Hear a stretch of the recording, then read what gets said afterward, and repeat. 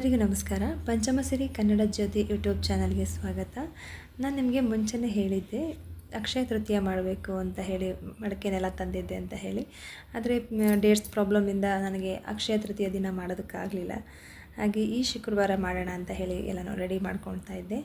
ನಾನು ಈ ಅರಿಶಿನ ಮತ್ತು ಗಂಧದ ಪೌಡ್ರು, ಜವಾದಿ ಪೌಡ್ರು, ಸ್ವಲ್ಪ ಹಾಲು, ನೀರು ಹಾಕಿ ಅರಿಶಿನನೆಲ್ಲನೂ ಕಲಿಸ್ಕೊಂಡು ರೆಡಿ ಮಾಡಿಕೊಂಡು ಇದಕ್ಕೆಲ್ಲ ಹಚ್ಕೊತಾ ಇದ್ದೀನಿ.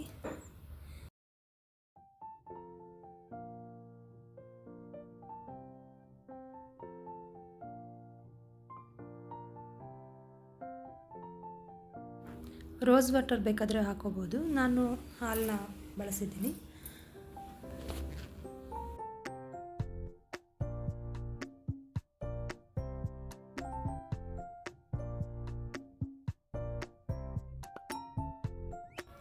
ಈ ಥರ ಎಲ್ಲ ಪ್ಲೇಟ್ಗೆಲ್ಲ ನೀಟಾಗಿ ಎಲ್ಲ ಹಚ್ಕೊಂಡು ಮಡಕೆಗೆ ಶ್ರೀ ಅಂತ ಬರೆದು ಅದನ್ನೆಲ್ಲ ರೆಡಿ ಮಾಡಿಕೊಂಡು ಇಟ್ಕೋಬೇಕು. ಆ ಮಡಕೆ ಜೊತೆಲೆ ಈ ವಿಗ್ರಹನೂ ತಂದಿದ್ನಲ್ಲ, ಸೊ ಹಾಗಾಗಿ ಇದನ್ನು ಕೂಡ ಹೀಗೆ ರೆಡಿ ಮಾಡ್ಕೊಂಡ್ಬಿಡೋಣ ಅಂತ ಹೇಳಿ ಇದಕ್ಕೂ ಅರಿಶಿನ ಹಚ್ಚಿ ಅಲಂಕಾರ ಮಾಡೋಣ ಅಂತ ಹೇಳಿ ರೆಡಿ ಮಾಡಿಕೊಂಡೆ. ಮೊದಲಿಗೆ ಒಂದು ಪ್ಲೇಟ್ ಕೆಳಗಡೆ ಇರೋದು ಪ್ಲೇಟ್ಗೂ ಕೂಡ ಅರಿಶಿನ ಹಚ್ಚಿಟ್ಟಿದ್ದೀನಿ. ಅದರ ಮೇಲಿನ ಇದನ್ನಿಟ್ಟು ಎಲ್ಲನೂ ಫಸ್ಟು ರೆಡಿ ಮಾಡಿ ತುಂಬಿಸಿ ಇಟ್ಕೊಂಬಿಡೋಣ ಅಂತ ಹೇಳಿ ಇದಕ್ಕೆ ನಾನು ಉಪ್ಪು ಹಾಕಿ ತುಂಬಿಸಿಟ್ಟಿದ್ದೆ. ಎಲ್ಲನೂ ರೆಡಿ ಮಾಡ್ಕೊತಾ ಇದ್ದೀನಿ. ಇನ್ನು ಏನೂ ಜೋಡಿಸಿಲ್ಲ ನಾನು. ಮತ್ತು ಒಂದು ಬಟ್ಲಿಗೆ ಉಪ್ಪು ಹಾಕಿ ರೆಡಿ ಇಟ್ಕೊಳ್ಳೋಣ ಅಂತ ಹೇಳಿದ್ದು ಮಾಡಿದೆ. ಈ ಮಡಕೆಗೆ ಅರ್ಧದಷ್ಟು ಉಪ್ಪು ಹಾಕಿದ್ದೀನಿ ನಾನು. ಇನ್ನು ಉಳಿದಿದ್ದೆಲ್ಲನೂ ಕಾಯಿನು ಮತ್ತು ಬಟ್ಟೆ ಎಲ್ಲ ಹಾಕಿ ಇಡಬೇಕು, ರೆಡಿ ಮಾಡ್ಕೋಬೇಕು. ಅದಿನ್ನು ಕೆಲಸ ಇದೆ. ಒಂದು ಬಟ್ಲಿಗೆ ಉಪ್ಪು, ಒಂದು ಬಟ್ಲಿಗೆ ಬೇಳೆ ಮತ್ತು ಒಂದು ಬಟ್ಲಿಗೆ ಅಕ್ಕಿ ಹಾಕಿ ದೇವ್ರ ಮುಂದೆ ಪೂಜೆಗೆ ಇಡೋಕ್ಕೆ ಅಂತ ರೆಡಿ ಮಾಡ್ಕೊತಾ ಇದ್ದೀನಿ. ಯಾವುದೇ ಒಂದು ಪೂಜೆ ಮಾಡಬೇಕಾದ್ರೂ ಒಂದು ಒಳ್ಳೆ ಮನಸ್ಥಿತಿ, ಒಂದು ಒಳ್ಳೆ ಆಲೋಚನೆ, ಒಂದು ಒಳ್ಳೆ ಮನಸ್ಸು ಇದ್ದು ನಾವು ಶ್ರದ್ಧಾ ಭಕ್ತಿಯಿಂದ ಪೂಜೆ ಮಾಡಿದ್ರೆ ದೇವರು ಒಲಿಯುತ್ತೆ, ಎಲ್ರಿಗೂ ಒಳ್ಳೇದು ಮಾಡುತ್ತೆ ದೇವರು ಅನ್ನೋದು ನನ್ನ ನಂಬಿಕೆ. ನಾನು ಯಾವಾಗಲೇ ಪೂಜೆ ಮಾಡಿದ್ರೂ ಸಮಾಧಾನವಾಗಿ, ಸ್ವಲ್ಪ ಗಡಿಬಿಡಿ ಆದರೂ ಕೂಡ ನಿಧಾನಕ್ಕೆ ಮಾಡೋದಕ್ಕೆ ಇಷ್ಟಪಡ್ತೀನಿ. ಹಾಗಾಗಿ ನಾನು ಸ್ವಲ್ಪ ನಿಧಾನಕ್ಕೆ ಮಾಡ್ತಾಯಿದ್ದೀನಿ. ಇದಕ್ಕೆ ಚೊಂಬಿಗೆ ಶ್ರೀ ಅಂತ ಬರ್ಕೋಬೇಕು.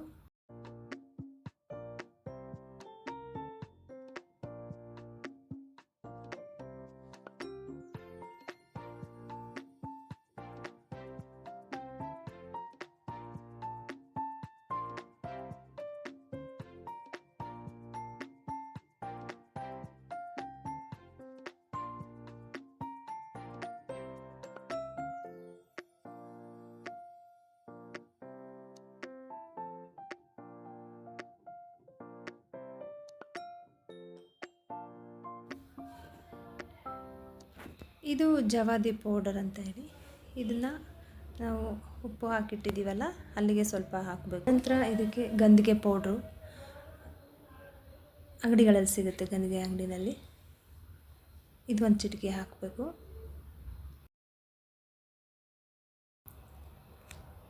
ಸ್ವಲ್ಪ ಅಕ್ಷತೆ, ಸ್ವಲ್ಪ ಅರಿಶಿನ, ಸ್ವಲ್ಪ ಕುಂಕುಮ. ನಾನಿಲ್ಲಿ ಲಕ್ಷ್ಮಿಗೆ ಬಿಡುವಂಥ ಅಷ್ಟದಳ ಶ್ರೀ ಚಕ್ರದ್ದು ರಂಗೋಲಿನ ಬಿಟ್ಟು ಇದ್ರ ಮೇಲೆ ಸ್ವಲ್ಪ ಅರಿಶಿನ, ಕುಂಕುಮ, ಅಕ್ಷತೆ ಹಾಕಿ ಅಲಂಕಾರ ಮಾಡ್ತಾಯಿದ್ದೀನಿ. ನಾನು ಒಂದು ಬಟ್ಟೆ, ಕೆಂಪು ಬಟ್ಟೆ ತೊಗೊಂಡಿದ್ದೀನಿ. ಹಸಿರು ಬಟ್ಟೆನಾದರೂ ತೊಗೋಬಹುದು ಅಥವಾ ಕೆಂಪು ಬಟ್ಟೆನಾದರೂ ತೊಗೋಬಹುದಂತೆ. ನಾನಿಲ್ಲಿ ಕೆಂಪು ಬಟ್ಟೆ ಬಳಸಿದ್ದೀನಿ. ಈ ಕಾಯಿನ್ ಬಂದು ನಾನು ಒಂದು ಸರ ತೊಗೊಂಡಿದ್ದೆ. ಆ ಸರದ ಬರೀ ಚಿನ್ನದ ಸರ ತೊಗೋಬೇಕಲ್ಲ ಅಂತೇಳಿ ಅದ್ರ ಜೊತೆ ಒಂದು ಬೆಳ್ಳಿ ಏನಾದರೂ ತೊಗೊಳ್ಳೋಣ ಅಂತ ಅಂದ್ಕೊಂಡಾಗ ಆ ಕಾಯಿನ್ನ ತೊಗೊಂಡಿದ್ದು. ಇದು ಸುಮಾರು 1-2 ವರ್ಷ ಆಯಿತು ತೊಗೊಂಡು. ನಾನು ಬೀರುಲ್ಲ ಹಾಗೆ ಇಟ್ಬಿಟ್ಟಿದ್ದೆ, ಬಳಸಿರಲಿಲ್ಲ. ಇವಾಗ ಮಾಡೋಣ ಅಂತಂದೇಳಿ ಇದನ್ನು ಹಾಕ್ಬೋದು ಅಂತ ಹೇಳಿದ್ರಲ್ಲ, ಹಾಗಾಗಿ ಈ ದಿನಕ್ಕೆ ಬಳಸೋಣ ಅಂತ ಹೇಳಿ ತಗೊಂಡಿದ್ದೀನಿ. ನಂದೊಂದು ಸೈಡ್ ಬೊಟ್ಟು ಬಿದ್ದೋಗ್ಬಿಟ್ಟಿತ್ತು, ಒಂದೇ ಒಂದಿತ್ತು.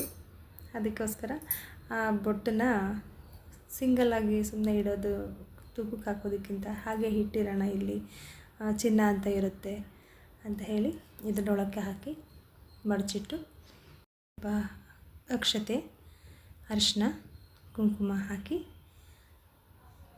ಮತ್ತು ಸ್ವಲ್ಪ ಜವಾದಿ ಪೌಡ್ರು,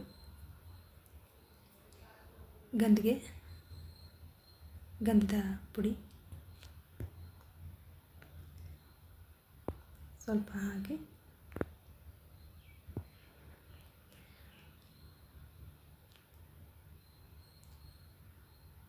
ನಾವಿಲ್ಲಿ 1 ರೂಪಾಯಿ ಹಾಗೂ 10 ರೂಪಾಯಿ ನೋಟು, 2 ನೋಟನ್ನು ಸೇರಿಸಿ 11 ರೂಪಾಯಿ ಹಾಕಬೇಕು. ಅದಕ್ಕೆ ನಾನು 1 ಕಾಯಿನು ಮತ್ತು 11 ರೂಪಾಯಿನ ಅದರೊಳಗಡೆ ಇಡ್ತಾಯಿದ್ದೀನಿ. ಮತ್ತು ನಮಗೆ ಎಷ್ಟು ಬೇಕೋ ಅಷ್ಟು ಅಮೌಂಟನ್ನ ಅದಾದಮೇಲೆ ಇಡ್ಬೋದು. ನಾನು 2 ಓಲೆನೂ ಕೂಡ ಇಡ್ತಾಯಿದ್ದೀನಿ. ಚಿನ್ನ, ಬೆಳ್ಳಿ, ದುಡ್ಡು ಯಾವುದಾದ್ರೂ ಇಡ್ಬೋದು, ಎಷ್ಟಾದರೂ ಇಡ್ಬೋದು ಅದರೊಳಗಡೆ. ಹಾಗಾಗಿ ಇದೊಂದು ಸಾಕು ಅಂತ ಹೇಳಿ ಅದೊಂದನ್ನು ಇಡ್ತಾಯಿದ್ದೀನಿ. ಹೀಗೆ ನಮ್ಮ ಹತ್ರ ಎಷ್ಟಿದೆಯೋ ಅಷ್ಟು ಹಣನ ಅದಕ್ಕೆ ಇಟ್ಟು ಒಳಗಡೆ ಇಟ್ಟು ಆ ಪ್ಲೇಟ್ ಇರುತ್ತಲ್ಲ ಅದನ್ನು ನಾವು ಹೀಗೆ ಮುಚ್ಚಬೇಕು. ಉಲ್ಟಾ ಮುಚ್ಚಬಾರ್ದು, ಸೀದಾನೇ ಇರಬೇಕದು. ಅದಕ್ಕೆ ಸ್ವಲ್ಪ ಅದರ ಮೇಲೆ ಸ್ವಲ್ಪ ಅಕ್ಕಿ ಇಟ್ಟು ಆ ವಿಗ್ರಹ ಇದೆಯಲ್ಲ ಅದನ್ನು ಕೂರಿಸಿಕ್ಲಿಕ್ಕೆ ಅಂತ ಹಾಕಿರೋದಷ್ಟೇ. ಹೀಗೆ ಮಾಡಬೇಕು ಅಂತ ಏನಿಲ್ಲ. ನಾನು ಅದು ವಿಗ್ರಹನ ಅದ್ರ ಜೊತೆಲೇ ತಂದಿದ್ದೀನಲ್ಲ ಅಂತ ನಾನು ಇದನ್ನು ಪೂಜೋದಕ್ಕೆ ಇಷ್ಟಪಟ್ಟೆ. ಬೆಳ್ಳಿ ವಿಗ್ರಹ ಇತ್ತು, ತಾಮ್ರದ ಹಿತ್ತಾಳೆ ವಿಗ್ರಹಗಳೆಲ್ಲ ಇತ್ತು ನನ್ನ ಹತ್ರ. ಆದರೆ ಈ ಮಣ್ಣಂದು ಚಿನ್ನಕ್ಕಿಂತಲೂ ಚೆನ್ನಾಗಿ ಮೀರಿಸೋ ಅಷ್ಟು ಸುಂದರವಾಗಿದೆ. ತುಂಬ ಇಷ್ಟ ಆಯಿತು. ಚಿನ್ನದ ಲಕ್ಷ್ಮಿ ಬಂದರೂ ಇಷ್ಟು ಖುಷಿ ಪಡ್ತೀವೋ ಏನೋ ಗೊತ್ತಿಲ್ಲ, ಆದರೆ ಅಷ್ಟು ಖುಷಿ ಈ ವಿಗ್ರಹ ನೋಡಿ ಸಂತೋಷ ಆಯಿತು. ಚೆನ್ನಾಗಿದೆ. ಇದಕ್ಕೆ ಅಲಂಕಾರ ಮಾಡೋದೇ ಒಂದು ಖುಷಿಯ ವಿಷಯ. ನಾನು ನೈವೇದ್ಯಕ್ಕೆ ಅಂತ ಹೇಳಿ ಸ್ವಲ್ಪ ದ್ರಾಕ್ಷಿ ಎಲೆ ಅಡಿಕೆ ಮೇಲೆ ಇಟ್ಟು, ಬಾಳೆಹಣ್ಣನ್ನು ಇಟ್ಟು, ಹಣ್ಣು ಕಾಯಿ ಇಟ್ಟು ಪೂಜೆ ಮಾಡೋಣ ಅಂತ ಹೇಳಿ ಸಿದ್ಧ ಮಾಡಿಕೊಂಡೆ. ಧೂಪ, ದೀಪ, ಪುಷ್ಪ, ನೈವೇದ್ಯಗಳಿಂದ ಪೂಜೆ ಮಾಡಿ ನಂತರ ಮಹಾಲಕ್ಷ್ಮಿಯ ಅಷ್ಟೋತ್ತರ ಶತನಾಮಾವಳಿಯನ್ನು ಹೇಳಿ ವರಮಹಾಲಕ್ಷ್ಮಿಯ ಮಂತ್ರವನ್ನು ಜಪಿಸ್ತಾ ಪೂಜೆಯನ್ನು ಪೂರ್ಣಗೊಳಿಸ್ತೀನಿ.